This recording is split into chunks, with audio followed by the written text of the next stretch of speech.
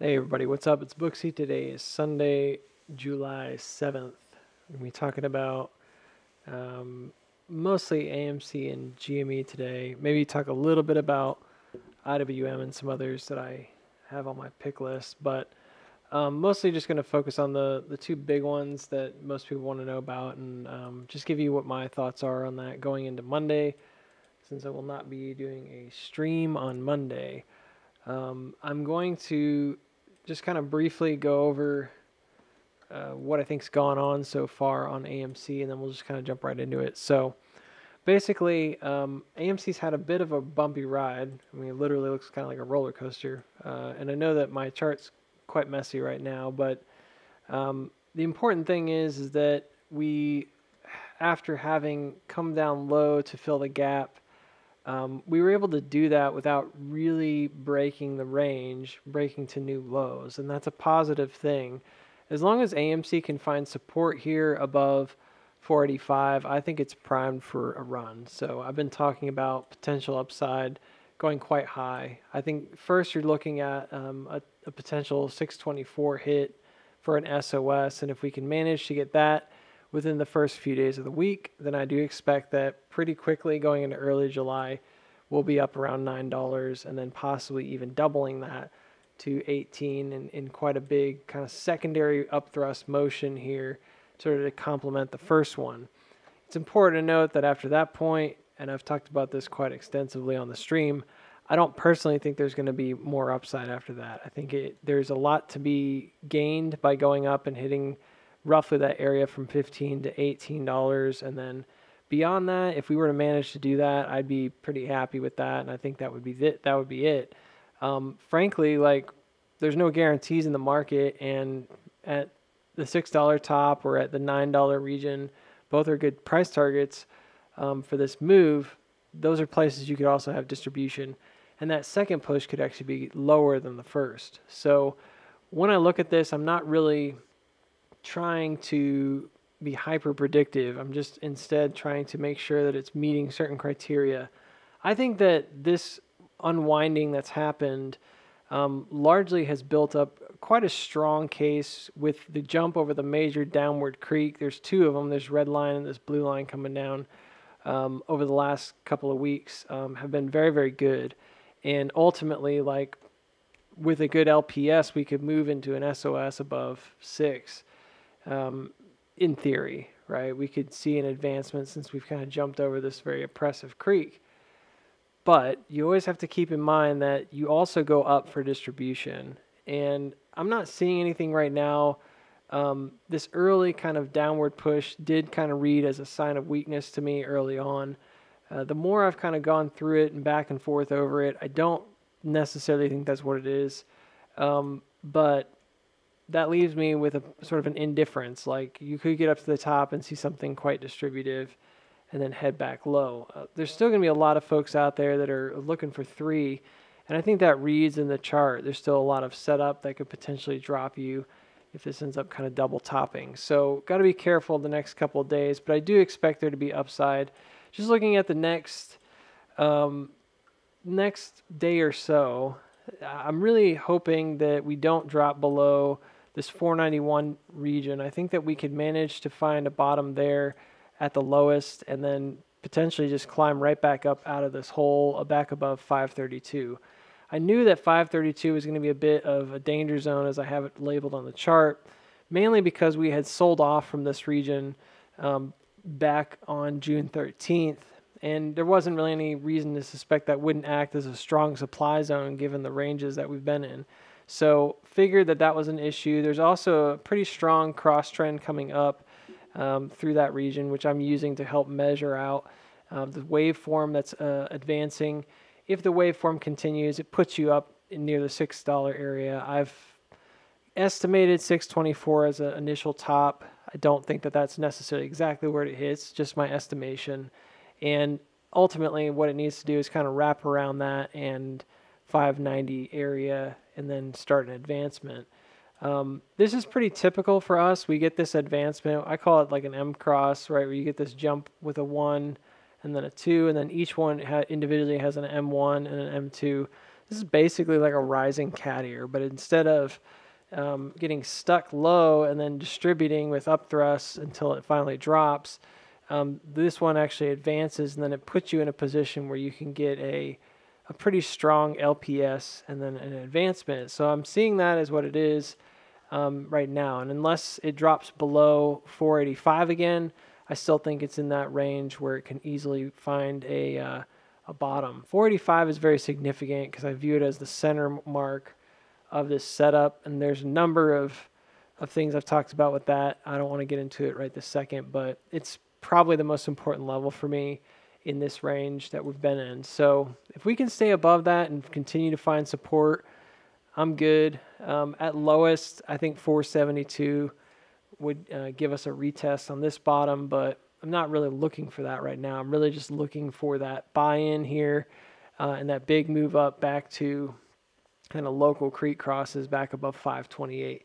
Again, we get that early in the week, could set us up for a really strong midweek going into an SOS. So feeling pretty good about that thus far. And I genuinely think, kind of like what we saw last time in May, like we could end up with a very fast move here in the first week or so of July. So pretty excited about that, hoping that we get those marks as we go along.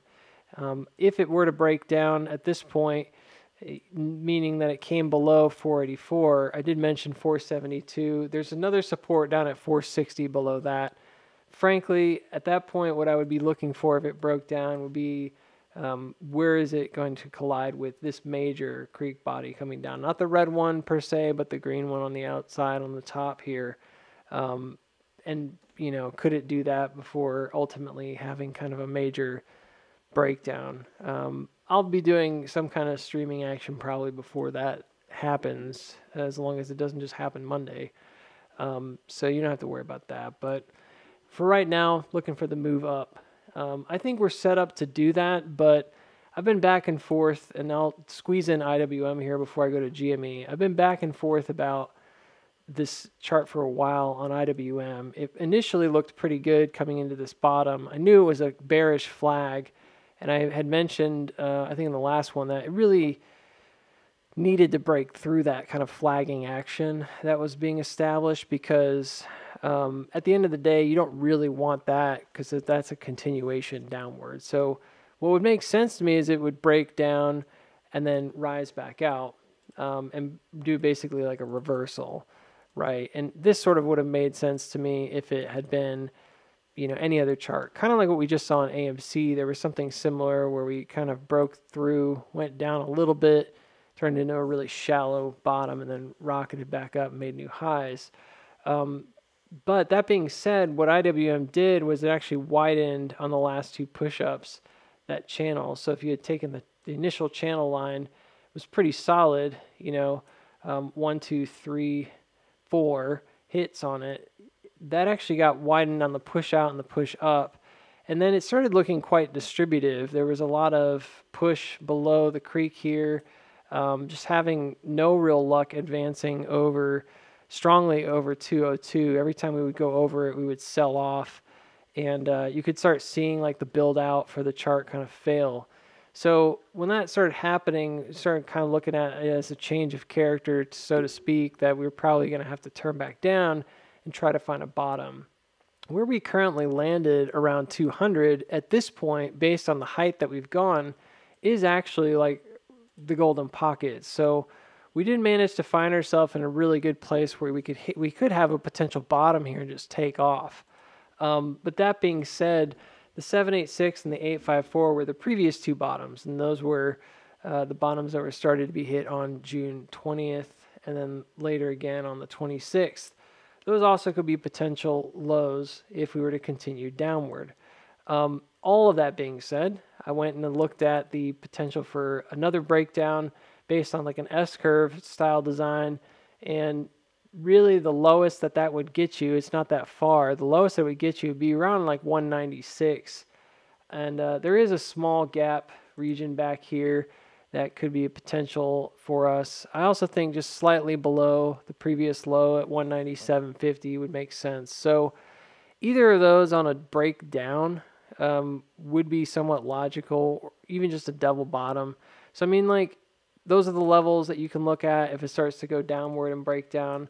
Thus far, it hasn't officially left the widening that it's been in for the last few hits. So it could have a smaller drop to like 199.70 and then continue right from there. The biggest and most important thing about IWM for the next week or so is whether or not it can get back above 202. 202 represents obviously like a really important liquidity level, as you can see on the chart. It's a high liquidity zone. Naturally, being what it is like a even number or whatever, like a non-middle number. It's very, very much become like the center mark for a lot of this range that we've been in, just very highly traded around. And it's more than that at this point. Now it's also, I think, the creek for this downward move. So there's a number of things that are intersecting here, as you can tell on my chart. And if it can get back above 202 with support, I think that we're in for at least a push up to the 204.70. And then probably from there, we're going to just push. And I really do think that even if it takes a few days, that we'll end up being up near 214. There's a very, very strong chance of that based on a local S-curve right here that you can see on this push out. And I do believe that these set up as waves intentionally, like we're seeing micro and macro waves intentionally, and that we're basically looking at this as a possible continuation of an upward wave. So you can see there's a downward wave right here that bears are trying to kind of grab onto. They're using it to push to this kind of super macro wave, right? Well, not super macro, but this macro wave. And then there's another one kind of in the midterm that starts from April in the last few months. That one looks like it would push more up to 216. So can you get it all? Probably. I mean, we could probably see a drop and then a really quick return all the way up to like the 214 to 216 area. And then ultimately what I'm looking for over the next really about 2 weeks is that big push up and then some consolidation here.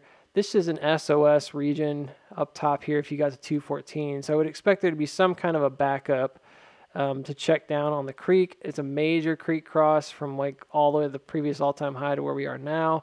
It's also an SOS, here within an SOS here of this bigger range that we were in for like whatever, a year and a half. So I wouldn't expect it to necessarily just kind of rip, but my targets at this point show that it's probably more like September when we finally get to all-time highs around 250s.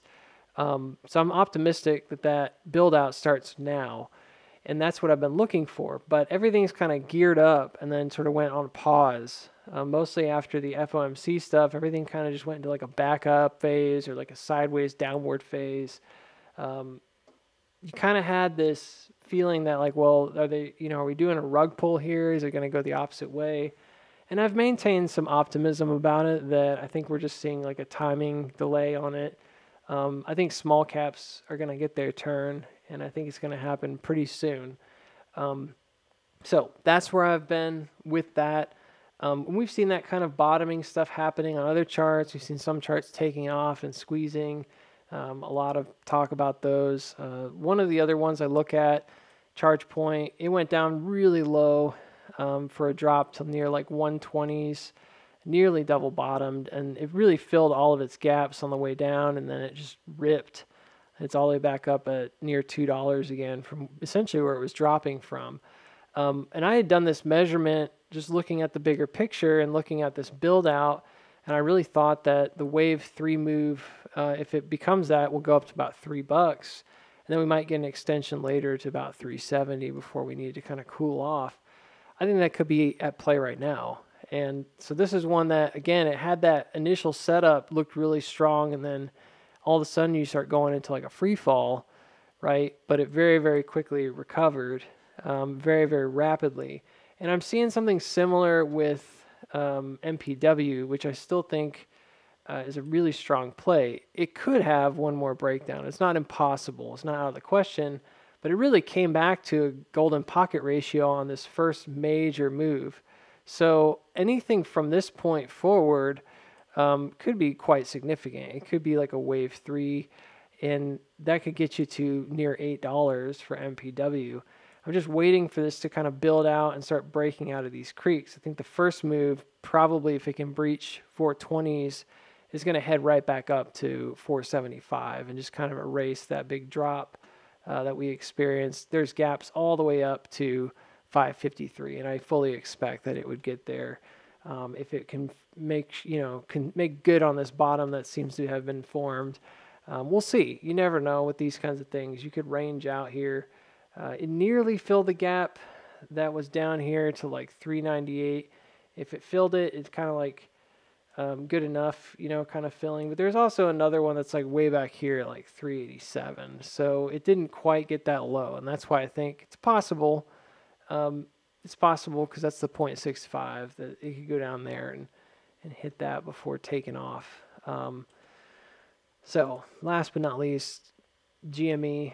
Going through GME here, same deal, kind of hesitation on calling these moves because a lot of this stuff has been, good mixed with bad. I mean, there's good in the middle of these with some consolidation and rebounding, and then we had some really nasty drops to new lows back here on Monday, and I didn't feel like that was necessarily what was going to happen. So anytime like you're kind of thrown, a loop out of the loop, you're kind of curious, like, well, what's going on?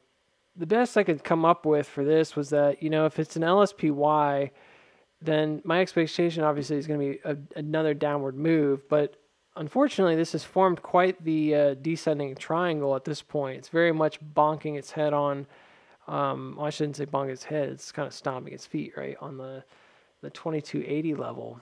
And that repeatedly has been retested and retested and retested as resistance, as if someone's trying to kind of break back down beneath 2280, or at the very least, they kind of want to get it as low as they can in terms of accumulation. And that's the vibe that I've been getting with this last move. We spent a whole week kind of chopping up here and going sideways, and a lot of it's just, a lot of it's buying. It's not just selling. There's just a strong amount of controlled buying during that holiday week, and it's right in this pocket where we hadn't really traded as much previously. So at this point, I've got two targets. One is a downward break, just based on the way Bukowski measures it out. 1850 would be basically your initial break. Now I have it down here, but it's actually a little bit lower. It's right around here on the chart. So it would indeed be a gap fill.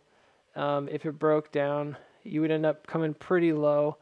That's based on, let me make sure I got that measurement right. That's based on the initial height divided by 50%. So going from about 50% further down, so it's about 1878. So yeah, it would be essentially like going for the gap, pretty concisely. And it also brings you back to, again, basically the previous place where we took off from.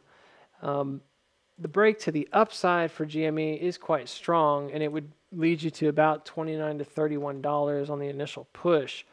I think that based on the way it's set up, you would probably expect there to be a push out to near the creek at least, right? Which is, for us, this larger triangle is up here around about 35. So beyond that, in terms of like waveforms, the biggest one that we've got and the most likely one to hit would be the one around $40. So I think that that's probably the most conservative estimate. Based on what happened in June of 2021, if you were just looking at that and making a similar comparison, you might say that GME gets to 48 and then it kind of crashes. But the more I've kind of looked into it, the more I feel like that's not necessarily like what happens here. Like, I think what's very likely is that we get close to the 40s and then we end up kind of coming back down, building out a support around 32, again, previous top, and then potentially from that point we advance to about 50, and then we're going to see what we can do there. That puts us over the creek, which would be very positive. So anything below that, anything below 34 here, is kind of just more build out. Unfortunately, there's not really much to say about it. So I'm looking for good things on GME based on what we saw pattern-wise in the analysis we did on Friday. My expectation is that we're essentially ready to just bounce and go back to the upside. And on the 2 hour up to maybe 4 hour, you should see this thing, if I'm correct, it should become overbought before it finally turns back down again, which means we have a lot of space. We're basically sitting right now at like 48 on the 2 hour, for example. So quite a bit of room to the upside for a potential push here. But you just have to keep in mind that, yes, there is a gap below, it's still not quite done. And then there's also this breakdown target, which basically gets you right to that gap. So at this point, mixed bag for GME. A little bit better for AMC, but both have risk here involved based on the levels that they're at and just not needing to go too low. It's possible. It's not impossible that we just dip down hard and then rip either, but that would be sort of like a double reversal kind of thing, like a double flush rather, where you flush one way and then you reverse and go the other. That can be very, very powerful if it does that, but it's hard to read that into the chart and just assume that that's going to happen. So anyways, that's all I got to say for tonight. Hope you guys have a good Monday trading day, and I'll catch you either Monday afternoon or Tuesday.